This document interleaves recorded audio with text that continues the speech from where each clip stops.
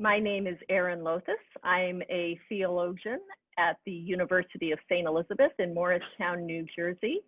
And I live in New York City, where I participate in interfaith environmental collaborations with groups such as Green Faith, the Catholic Climate Covenant, the Global Catholic Climate Movement, and the Forum on Religion and Ecology at Yale. And I've been an Earth Institute Fellow at Columbia University. I've had the privilege of working with all of these wonderful interfaith groups that have brought so much energy together for the healing of our planet. And ways that I've worked are in researching both the response of faith-based environmentalists, what inspires them, what barriers they encounter, how they've found ways to move forward, and also in the areas of energy ethics, and more recently in studying Laudato Si, the encyclical of Pope Francis.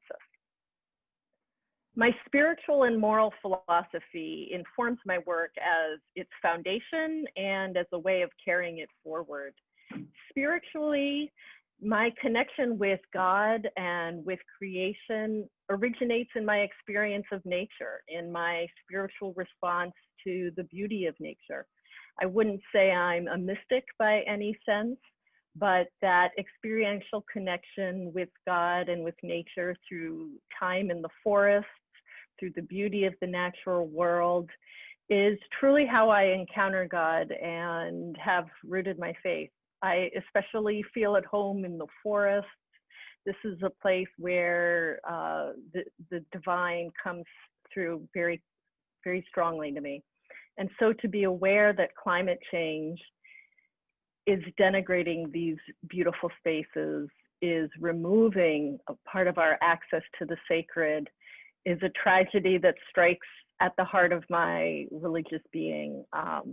It's an intolerable loss. It's a sacred loss. Secondly, as a religious person, I have a sense of communion through my faith with the rest of the world. And I feel that's affirmed by the moral vision of Catholicism. We've seen it extraordinarily through the vision of Pope Francis, who has recalled the spirituality of Saint Francis and the relationality of all creatures, the interdependence of all life, even the smallest. Everyone has some praise to offer to God. And this has its ethical and its moral complement in the solidarity that we're called to share. And it's a solidarity that is tremendously challenged by climate change. The risks that people are facing, the damage to their own livelihood and well-being, demands of us a strong moral response and radical action to change our way of life, to change our societies, to change our economies, and even our fundamental ways of civilization in order to be in solidarity and preserve livelihoods and cultures and our own ways of being healthy on this planet. Finally, as a Catholic scholar and theologian, I find in my own tradition many rich intellectual frameworks that can provide ways of thinking about these problems, that provide values to orient our discussion towards the common good, towards using resources for the good of all, towards valuing human dignity and affirming the family of all life, and intellectual frameworks with criteria to assess the relative priority of different needs. So I've employed different intellectual strategies such as the principle of cooperation, just war theory, the central values of Catholic social teaching, and even sacramental theology to think about divestment. And all of these are intellectual systems that provide criteria for further analysis. And I've found these very helpful in trying to grapple with the complexity of climate change and of energy issues. I've been fascinated by energy issues because fundamentally our problem is one of the energy that powers our world. We live in a society that is, first of all, wasteful, but second of all, inadvertently powered by fossil fuels. And I say inadvertently because at the start of the Industrial Revolution, no one intended to build a system that would 150 years later undermine our very climate and our very stability. But that is what's happened. And now that we know what we are doing, we are obliged to change it. And so it is our energy systems that must be revoked, and we must scale up renewable energy as rapidly as possible. Yet this is very difficult because so many people are in situations of poverty where they rely on dirty energy, which is most accessible and available to them. How do we make decisions about prioritizing their need for livelihood energy versus luxury energy? This is one distinction that ethicists talk about, livelihood emissions versus luxury emissions. How do we decide whether there are side effects of energy that are intolerable? How do we assess when the damage has gone too far? And how do we encourage people to make the radical changes? How do we inspire divestment? And how do we do this in a culture that is so often polarized? I've been really fascinated by this problem because in my community, we've often seen that the environmental movement is taken on by half of the church, yet it's a problem that involves all of us. And it's a faith commitment in caring for creation that is central to all Christians. All of our recent popes have taught this message, that in the words of Pope Francis, caring for creation is neither optional nor secondary. And Pope John Paul II wrote that the environmental crisis is a moral responsibility for everyone.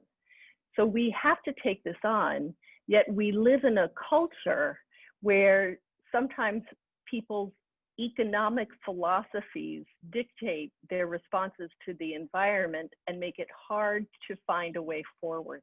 And we need to find common ground. We need to seek the good of the future of our children and look for ways of powering our society that are healthy and clean and renewable. I have been incredibly excited by the rising energy in society in responding to the climate change. We've long been a movement associated with gloom and doom and apocalypticism, which climate psychologists tell us is actually not that productive. It's a risky approach to take. Many climate decision scholars tell us that what we must emphasize are solutions, that people risk being overwhelmed by the drama and by the fear, and that solutions are necessary. So for that reason, I am very excited by the pragmatic, business-like, even bureaucratic work that is being done to inch ourselves forward towards a more sustainable society. And I look to the work that's being done at state levels. We do not have progress at the federal level. Yet at state levels, there are plans that raise excitement. In my home state of New York, we have NYREV, Reforming the Energy Vision, which is an aggressive plan to convert to renewable energy, to make it available equitably, to advance community solar, to transform the grid, to provide energy jobs, to use market-based solutions, to advance clean energy and housing retrofits. These are all very practical goals that are being advanced at the state level in a purposeful and strategic way. Similarly, there was a very recent victory in New Jersey affirming the rights of marginalized communities to have almost a veto voice on environmental projects, which was a great win for environmental justice. And a third example is the incredible persistence of California in insisting on advanced fuel economy for their vehicles against reactionary work at the federal level to roll that back. And California has made progress in dialoguing with car companies to keep fuel economies high. And these are really valuable, pragmatic responses that can give us hope at the state level. Having said that, having acknowledged how important it is to talk about real solutions, my soul just rejoices to see the young people cry out, to see their marches, to see their protests, to see their global gatherings, whether that's now virtual and some that we celebrated in my home city of New York City. It's amazing and heartening to see young people coming out and insisting for themselves that this is their future, this is their planet. There is no planet B, and we must support them. It is not fair to leave this burden for young people to carry alone. I'm similarly delighted in a sly and revolutionary way to see the Extinction Rebellion with its drama, with its use of art, with its compelling and disruptive protests that force us to reckon with the changes we need to make. So I'm torn in a tension between pragmatically working ahead to do the on-the-ground, grassroots, transformative, yet bureaucratic work to make concrete energy changes, and then the cultural shifts that are needed to change the way we think about energy, the way we think about our lifestyles, and the way we think about living in community together to bring in a new sustainable culture.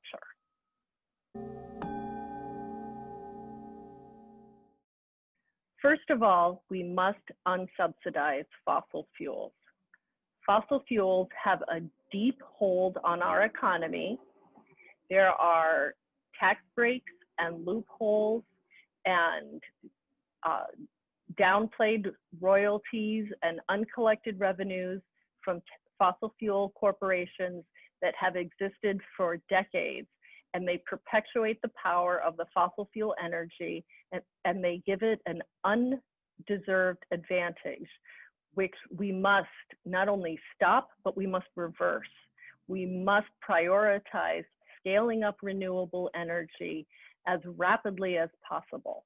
We can no longer afford to give billions of dollars in subsidies to fossil fuel companies. One way of raising attention to this is the divestment movement, which is very effective in showing that we need to make a moral decision to reverse our dependence on fossil fuels. So I support divestment and certainly the cessation of governmental subsidies for fossil fuels. This needs to happen. Renewable energy must be scaled up at a massive level. Utilities need to support these transitions.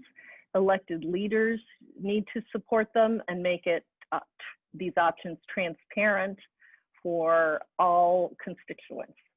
We also need to move towards rapidly electrifying our transport system. This is on the horizon. We already see electric vehicles creeping onto our roads. These shifts in infrastructure need to be accelerated, and I believe this is one that we will see very soon. I think this is one of the first waves of electrifying the transport system we will see. We need to be encouraging of new methods of dealing with the difficult industrial sectors of our society that are dependent on intense amounts of carbon, intense amounts of energy. Scientists, engineers, and industry leaders are working on finding these alternatives in what are called hard to abate sectors, such as concrete, plastics, steel, and aviation. These sectors of our society are not going away. We are a globalized society. People will continue to fly, although we can also work for shifts in culture and shifts in lifestyle that minimize waste, that minimize excessive travel. Yet nonetheless, it will persist to some degree. Certainly cement and steel will persist, and we have to support research and development of revolutionary new methods of powering these. People are coming up with it. There's an interesting report called Mission Possible that explores these options. So I think it's very important, again, to stay focused on solutions and be aware that we're part of a radical new shift in our civilization. So that's the practical side. Secondly, we must be part of fostering what Pope Francis calls an ecological conversion, whether that's our spiritual focus on our solidarity with all creatures, with the whole family of life, whether it's a spiritual sense of union and desire to love and sustain and create flourishing ecosystems for all creatures. This is essential. Whether we recover indigenous values of relationality with the land, with its creatures, with its future, and with its past, or whether we simply acknowledge that we are earthlings, and whatever your spiritual or religious belief, we flourish best when we have healthy green spaces, and children need healthy spaces outdoors, and all cities need to have urban oases in them available for people of all economic backgrounds, that this is a matter of justice, safety, and peace of mind, that we all need to give the earth more attention in our lives than certainly we have done until now. And so alongside the economic, energy, technological transformations, we need an ecological conversion as well.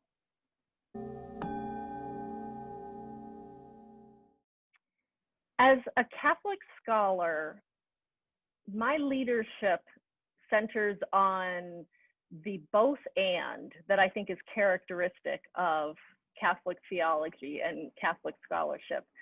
We try to highlight the broad umbrella of ideas, drawing on a very ancient intellectual tradition and a lower C Catholic spirituality, embracing many different communities. And so in the environmental movement in particular, I aim to be a bridge builder, one that emphasizes solutions that all people can endorse, that all people can find hope in, and that centers on our faith values, our desire for the common good, our love of our children and our future, not the divisive issues that sometimes become associated with it, because the environment is a gift from our Creator for all persons. It is the most unifying of gifts, and it should summon from us gratitude and reverence. And so I feel that my role as a leader is one of building bridges and inviting common participation for our common home. Divestment has great power as an action from faith communities as a way of interrupting our present moral acceptance of the fossil fuel economy. We are invisibly embedded in a fossil fuel economy, and we need divestment to interrupt us, to jar us out of acceptance of this economy, to shake us awake and say, this is intolerable, and these leaders, these communities are rejecting it. In a sense, it would be wonderful if everyone divested, and I hope that we do.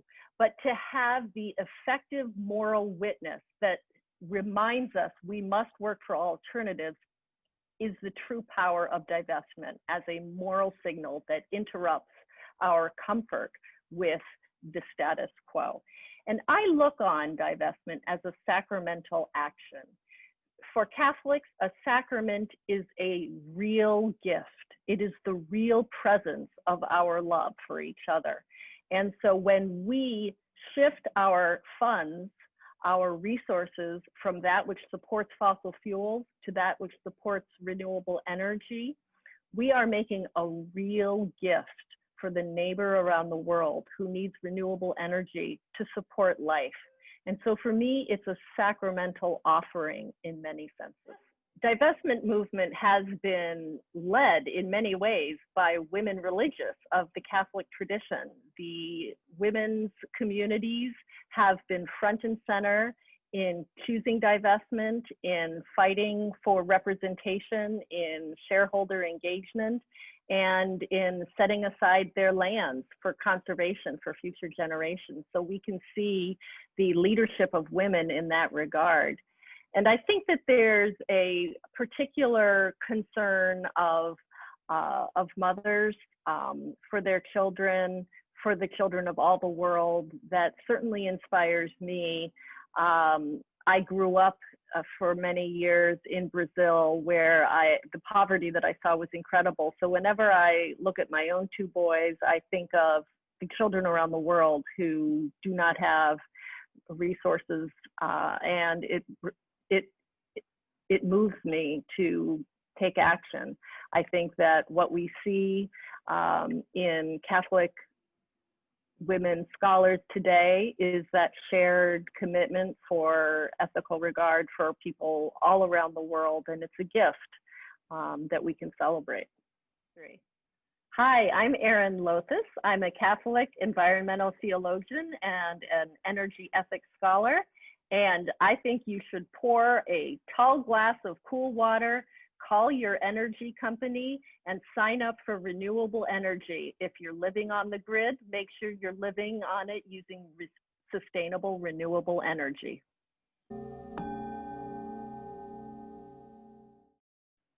Loving God, let all the families of the earth unite in seeking peace and imagining a flourishing, sustainable life together on our common home.